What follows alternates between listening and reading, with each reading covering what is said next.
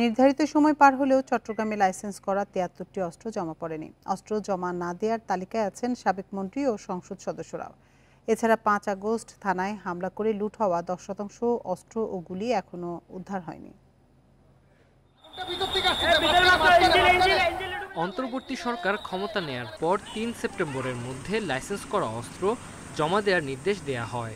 সময়সীমা শেষ হওয়ার পর দেখা গেছে চট্টগ্রামে লাইসেন্স করা ৭২৫টি আগ্নেয়াস্ত্রের মধ্যে ৭৩টি এখনও জমা পড়েনি। অস্ত্র জমা না দেওয়ার তালিকায় আছেন সাবেক শিক্ষামন্ত্রী মহিবুল হাসান চৌধুরী নওফেল সহ অনেক রাজনৈতিক নেতা। পুলিশ বলছে নির্দিষ্ট সময়ের মধ্যে জমা না দেয়ায় লাইসেন্স করা অস্ত্র অবৈধ ঘোষণা করা হয়েছে। সেগুলো উদ্ধারে অভিযান পরিচালনা ও মালিকদের বিরুদ্ধে আইনগত ব্যবস্থা নেওয়া হবে। আমাদের কোতোয়ালি থানায় ৬৮টা লাইসেন্সের মধ্যে একজন অস্ত্র কিনে নেয়, ৬৭টা লাইসেন্স আছে। তো এর মধ্যে মোট ৬০টি অস্ত্রের জমা পড়েনি। তো এগুলোর ব্যাপারে আমরা কাজ করতেছি, কেন জমা পড়েনি। এদিকে ৫ আগস্ট চট্টগ্রাম শহরের ১৫টি থানায় হামলা হয়, লুট করা হয় ৫ শতাধিক অস্ত্র ও ১০,০০০-এর বেশি গুলি। পরে অভিযান চালিয়ে প্রায় ৯০% অস্ত্র ও গুলি উদ্ধার করা হয়। যখনই পাবলিকের হাতে যাবে বা যার হাতে যাক বা যে ধরনের গোষ্ঠীর হাতে যাক, সেটা কিন্তু অবশ্যই চিন্তার বিষয়। সুতরাং এই অস্ত্রগুলো যাতে কোনোভাবেই এই সন্ত্রাসী গোষ্ঠী বা নাশকতাকারীদের হাতে না যায়, সে ব্যাপারে কিন্তু আমাদের জোর প্রচেষ্টা অব্যাহত আছে। AK-47 কিংবা চাইনিজ রাইফেল এগুলো আসলে ক্যারি করা এত সহজ না। তো ওই সেন্সে আমাদের ধারণা অধিকাংশ অস্ত্রই আসলে আমাদের চট্টগ্রাম থেকে যে অস্ত্রগুলো লুট হয়েছে সেগুলো হয়তো চট্টগ্রাম কেন্দ্রিক এলাকাতেই আছে। তো আমরা বিভিন্ন গোয়েন্দা তথ্যের ভিত্তিতে এখনো কাজ করে যাচ্ছি এবং আশা রাখি অধিকাংশ অস্ত্রই আমরা উদ্ধার করতে পারবো। অপরাধীদের হাতে যাওয়ার আগে লুট হওয়া অস্ত্র উদ্ধারে তৎপরতার কথা জানিয়েছে প্রশাসন। Independent news. এ নিয়ে আরো জানাতে এবার চট্টগ্রাম থেকে আমাদের সাথে যোগ দিচ্ছেন সহকর্মী আহসান রিটন। আমরা প্রতিবেদনে যেমনটি দেখছিলাম যে এখনো চট্টগ্রামে লাইসেন্স করা ৭৩টি অস্ত্র জমা পড়েনি এবং ১০% অস্ত্র এবং গুলি এখনো উদ্ধার করা যায়নি। তো এ নিয়ে প্রশাসন কি বলছে, তাদের পদক্ষেপ কি?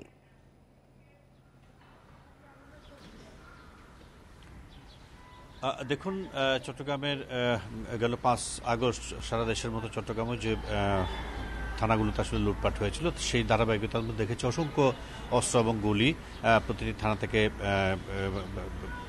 যারা দুর্বৃত্ত রয়েছে তারা সরিয়ে ফেলেছেন। আমরা আসলে জানি যে চট্টগ্রামের প্রায় ১৫টি থানায় লুটপাট হয়েছে। আমরা দেখি চট্টগ্রামের কোতোয়ালি, আকবর শাহ, ইপিজেড, পদেঙ্গা সহ বেশ কিছু থানা একেবারে তছনছ করে ফেলা হয়েছে এবং সেখানে এখনো পর্যন্ত ঠিকঠাকভাবে বসার উপযোগী আসলে করে ফেলা হয়নি। সম্পর্ক কারণে দেখি সেখান থেকে বিপুল পরিমাণ অস্ত্র এবং গোলা বারুদ থেকে শুরু করে তাদের অনেক গুরুত্বপূর্ণ নথি সেখান থেকে খোয়া গেছে এবং সেই ঘটনার পর থেকে আসলে পুলিশ নানাভাবে চেষ্টা করছে তাদের খোয়া যাওয়া অস্ত্রগুলোকে উদ্ধার করার জন্য। কিন্তু আমরা দেখছি যে আসলে প্রায় ১.৫ মাস হয়ে যাওয়ার পরেও কিংবা তার বেশি সময় হয়ে যাওয়ার পরেও এখনো পর্যন্ত ৭৩টি অর্থাৎ ৭২৫টি অস্ত্র থানাগুলো থেকে লুট হয়েছিল, কিন্তু এখনো পর্যন্ত ৭৩টি অস্ত্র তারা উদ্ধার করতে পারেন। আমরা দেখছি এখনো পর্যন্ত নগরের বিভিন্ন থানার আশপাশে যে লুণ্ঠিত যে সমস্ত অস্ত্রগুলো ছিল সেগুলো পাওয়া যাচ্ছে। গত ৩ থেকে ৪ দিন আগে আমরা দেখেছি চট্টগ্রামের হালিশহর থানার আশপাশেই একটি মসজিদের পাশে সেই থানা থেকে লুট হওয়া একটি পিস্তল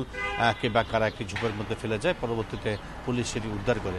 অর্থাৎ আপনি জানেন যে একটি অস্ত্র লুট হওয়ার পরে একটি সময়সীমা বেঁধে দেওয়া হয়েছিল যে একটি নির্দিষ্ট সময়ের মধ্যে অস্ত্রগুলো যদি কেউ দিয়ে থাকেন সেটিকে মোটামুটি তারা আইনের অর্থাৎ তাদেরকে ক্ষমা করা হবে। কিন্তু সেই সময়টি পার হয়ে যাওয়ার পর পুলিশের পক্ষ থেকে বলা হচ্ছে এখন যে সমস্ত অস্ত্র মানুষের কাছে রয়ে গেছে সেটি যেভাবেই থাক সেটি এখন অবৈধ অস্ত্র হিসেবে তারা গণ্য করবেন এবং এই ক্ষেত্রে তারা সেই অস্ত্রগুলো যেহেতু মানুষের কাছে থাকলে এই জনপদের জন্য একটি বড় বিপজ্জনক ঘটনা ঘটতে পারে, সেই কারণটিকে সেই বিষয়টিকে মাথায় রেখে পুলিশ আসলে সার্বক্ষণিক তাদের যে অভিযান সেটি চালাচ্ছে এবং আমরাও দেখছি যে মাঝে মাঝে তারা একটি দুটি করে অস্ত্র উদ্ধার করতে পারছে। তবে যেহেতু বিপুল সংখ্যক অস্ত্র এখনো পর্যন্ত সাধারণ মানুষের হাতে রয়ে গেছে এবং যারা অস্ত্রগুলো লুট করেছেন তারা নিশ্চয়ই কোনোভাবেই তারা আসলে ভালো মানুষ হতে পারেন না, তারা সন্ত্রাসী কার্যক্রমের সঙ্গে লিপ্ত থাকতে পারেন, এমন এটাই স্বাভাবিক।